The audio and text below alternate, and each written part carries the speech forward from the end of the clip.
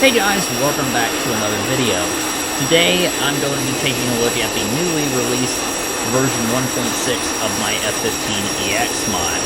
So, first thing you'll notice here, AIM-9X is now on the outer wings. We can also have them on the inner wings where the AMRAAMs currently are, but now you don't have to worry about taking up a station that you could be using for something like a fuel tank in this case, in order to have your sidewinders, and it's a more realistic loadout as well.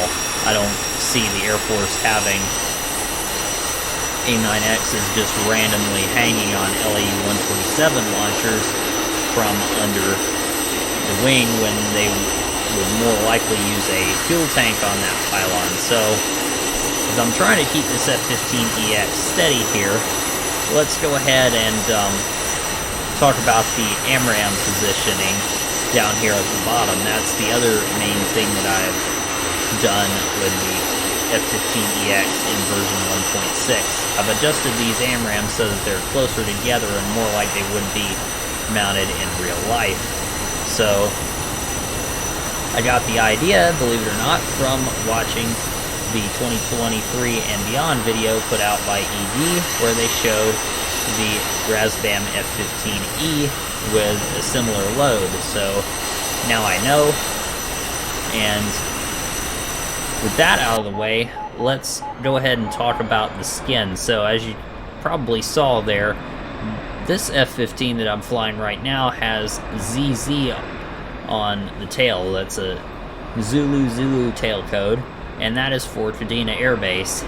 So big thank you to Gashira for making that skin, so we've got that included with version 1.6 as well. Also, thank you to AWACS Bandog for making the 58th Fighter Squadron and skin for the Guerrillas for this mod.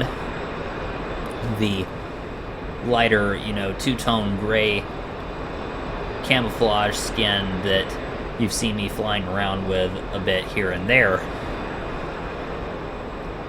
So with all of that out of the way, I'll talk a little bit about what I expect to do with the F-15EX in the future, and that is version 1.7, obviously next up. I plan to add an improved AIM-9X variant, the AIM-9X Block 2 Plus, as well as an improved anti-radiation missile, the AGM-88 Golf, which has had a bit of a troubled development right now.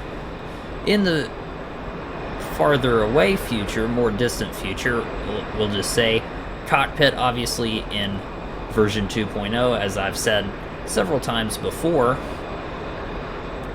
So we'll be able to get rid of all of this nonsense here, all the steam gauges, and replace them with a nice big panoramic display, hopefully. And then at some point I also hope to add the Peregrine air-to-air missile, which is kind of like a shrunk down AMRAAM. It looks a lot like an SM-2 but much smaller, and it supposedly, according to Raytheon, has roughly comparable range to some of the later AMRAAM variants. So what's the big deal with this missile? Well, you can carry twice as many of them because, at least in theory you can, because it's half the length of an AMRAAM at only 6 feet instead of 12 feet long. So I don't know exactly how I'm going to make all of that work, but that's what I have in the pipeline for right now.